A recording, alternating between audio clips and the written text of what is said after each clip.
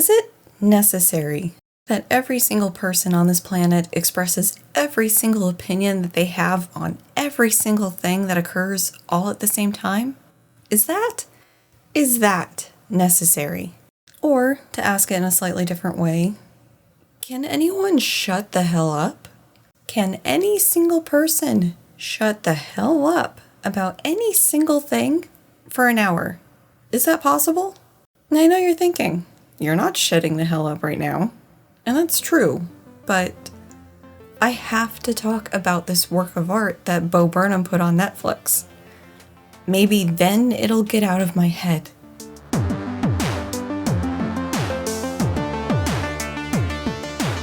This video made possible thanks to continuing support of viewers, patrons, and PayPal pals like you. Thanks! Welcome back to the channel.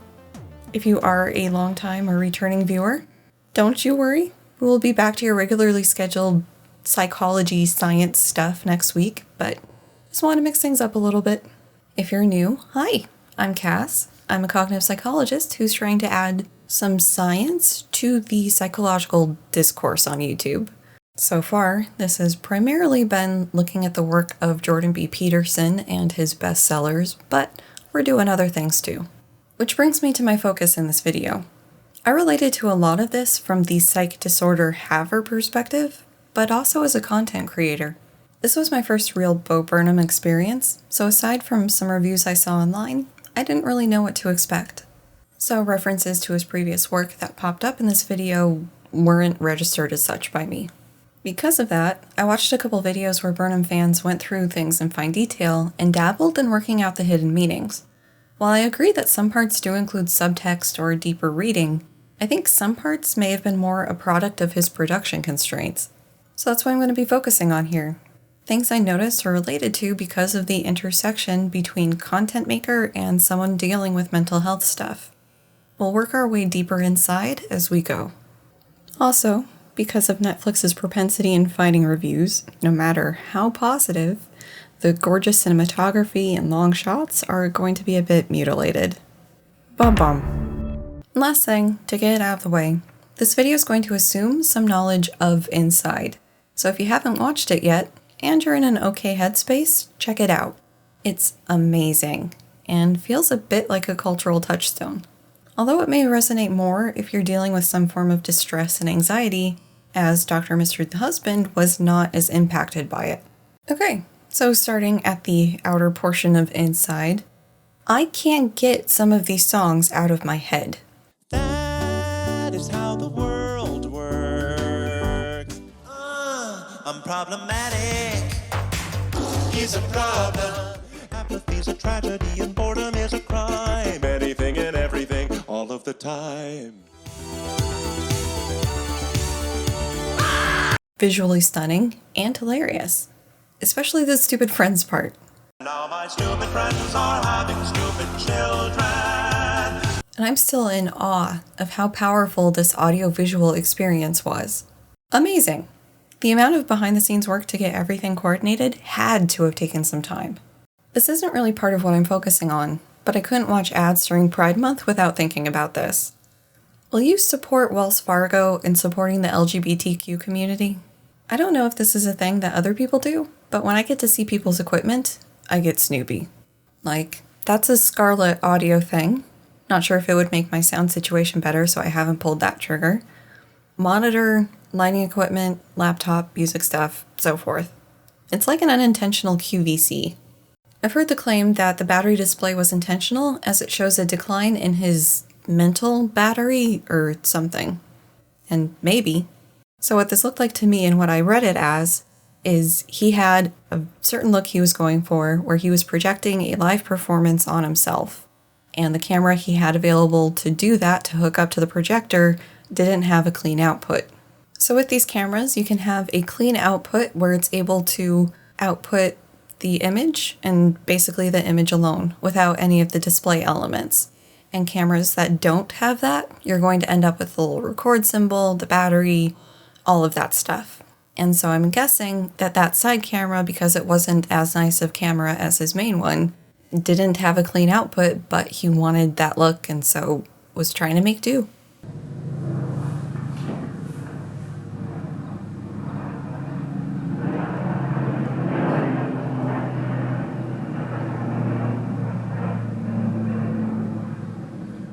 Ambient noise was a huge source of frustration and anxiety for me before we moved.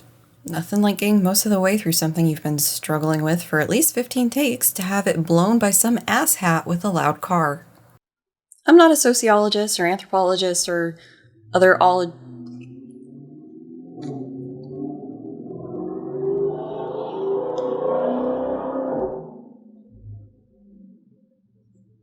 And the waiting.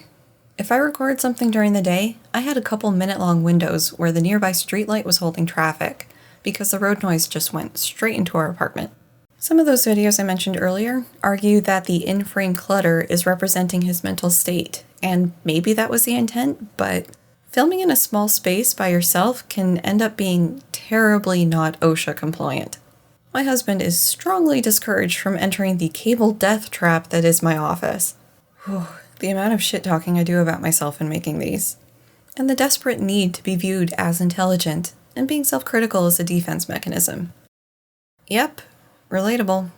Not to put anyone on blast who said anything to me in the past about this, but I'm asking but don't answer 'cause I don't wanna know. I don't really want to know specifics about how you're watching my videos. In a tab you're not paying attention to, at double speed, stuff like that. I don't want to know. Stuck in a room. I took a big fucking breath. Blown takes. On a good day, I can roll them off. Bad day, especially when they start piling up, it can be a demoralizing positive feedback loop. Most recent example, in the last Schreier video I made, I had to take a break because I was just hitting a point where I could not get sentences out. Tried to not cry my makeup off, I was so frustrated. Failed at that, tried to fix what came off, and ultimately am glad that the $600 software I'm paying for is able to work magic. Some variant of fuck is my go-to. And shit. Fresher of nope. Fucking fuck. Because they fuck. Motivate? Fuck. This is explained a little bit with children being the fucking fuck. I'm good at this.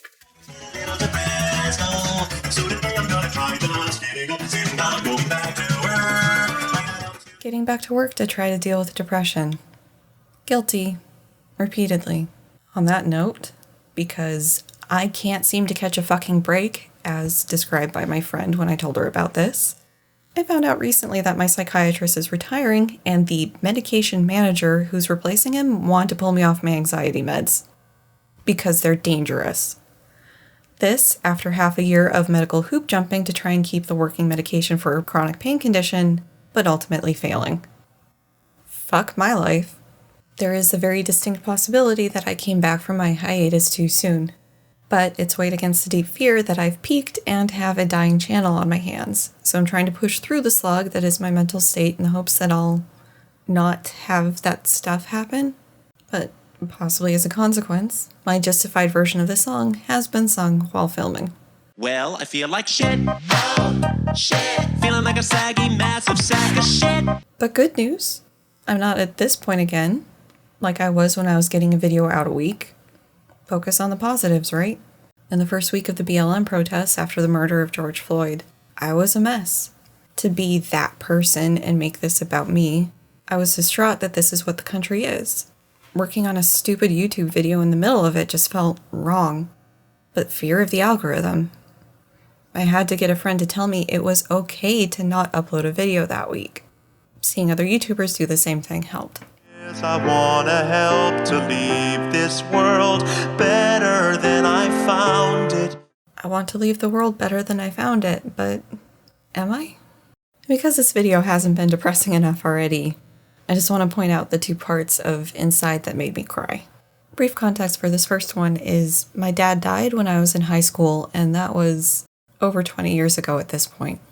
So the middle part of White Woman on Instagram made me cry because it made me think of my dad and how much of my life he's missed out on.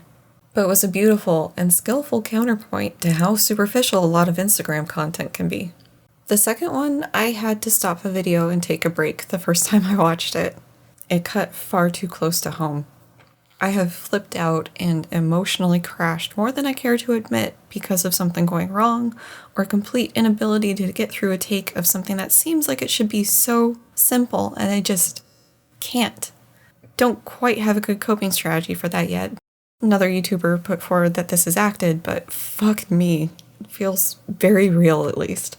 To not dump you into the ending of this video on that note, I'll just wrap up some of my thoughts by saying that I think what Bo Burnham has done here is really tap into the cultural zeitgeist, to be pretentious, and is reflecting, I think, a lot of what the younger part of society is feeling. Even as an elder millennial, a lot of this really struck a chord with me, and certainly some of the songs have a mimetic quality to them. I mean, I've used them in a couple of my videos already. So it is, I think, a deeply meaningful and profound piece of work. So in closing, I think Inside would have made a pretty strong impression on me regardless, but being in the content creator space gave some of the impacts more personal weight, which I've hopefully conveyed at this point. How about you guys? Did Inside hit you right in the feels, or did it not do much for you? Let me know in the comments. And that's it for this video. Until next time, bye!